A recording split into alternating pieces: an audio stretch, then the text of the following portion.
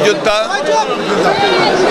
শহীদ president Zia Rahman বীর উত্তমের ৪৩তম শাহাদাত বার্ষিকী উপলক্ষে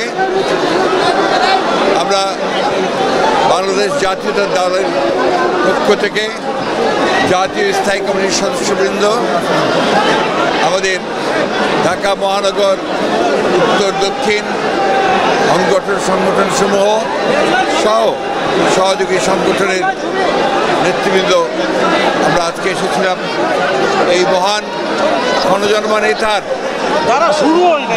এই শাহাদাত বার্ষিকী তার আত্মার মাগফিরাতের জন্য তার মাজার জিয়ারত করি। আমরা মাজার জিয়ারত করেছি।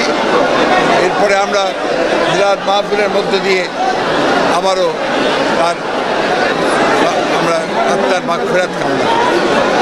সেই সঙ্গে আমরা কামনা করেছি গণতন্ত্রের আপৌষীর নেত্রী, যাকে আজকে অন্যায়ভাবে মিথ্যা মামলা দিয়ে সাজা দিয়ে সম্পূর্ণ বেআইনিভাবে ক্ষমতাকে চিরস্থায়ী করবার লক্ষ্যে আমাদের বাংলাদেশের মানুষের নয়নের মণি দেশনেত্রী বেগম খালেদা জিয়া, তাকে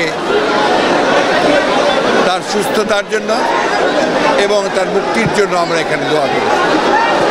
আমরা দোয়া করেছি আমাদের বর্তমান চলমান যে গণতান্ত্রিক আন্দোলন, সেই আন্দোলনের আমাদের যিনি নেতৃত্ব দিচ্ছেন, সারা বাংলাদেশের মানুষ চারদিকে তাকিয়ে আছে, আমাদের ভারপ্রাপ্ত চেয়ারম্যান তারেক রহমানের সুস্থতা, তার দেশে ফিরে আসার জন্য আমরা দোয়া করি। আমরা দোয়া করেছি আমাদের শত শত হাজার নেতা কর্মী যারা কারাগারে আটক হয়ে আছেন তাদের মুক্তির জন্যে।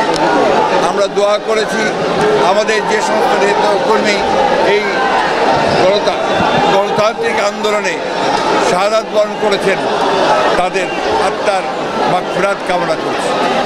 আমরা যারা মামলা মোকদ্দমার মধ্যে যারা নির্যাতিত নিপীড়িত হচ্ছেন তাদের সেই মুক্তির জন্যে আমরা দোয়া করি।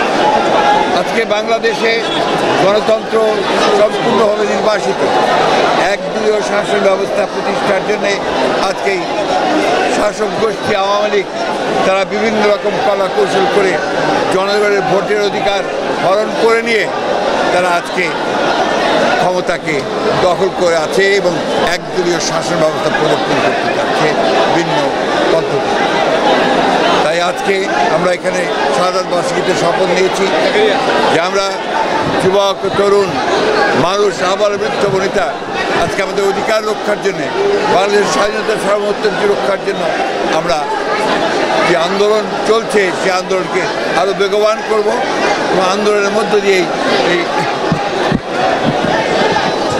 এই ভয়াবহ যে দানবীয় সরকার তাদেরকে পরাজিত করে জনগণের সরকার প্রতিষ্ঠা করব, এই হচ্ছে আমাদের আজকের দিনের শপথ। দেশের স্যার রাজনৈতিক দুর্বৃত্তায়ন কোন পর্যায়ে আছে? স্যার একটা লাইন বলেন। অসুস্থ স্যার রাজনৈতিক দুর্বৃত্তায়ন যেটা এমপি আনার, তারপরে বেনজির বারবার একই কথা বলতে আমার ভালো লাগে না, ফ্র্যাঙ্কলি স্পিকিং। আপনার এই কথাগুলো এতবার করে বলার এগুলো কোনো মানে হয় না। এটা বাংলাদেশ এখন পুরোপুরি দুর্বৃত্তদের কবলে, বাংলাদেশ এখন লুটেরা মাফিয়াদের কবলে।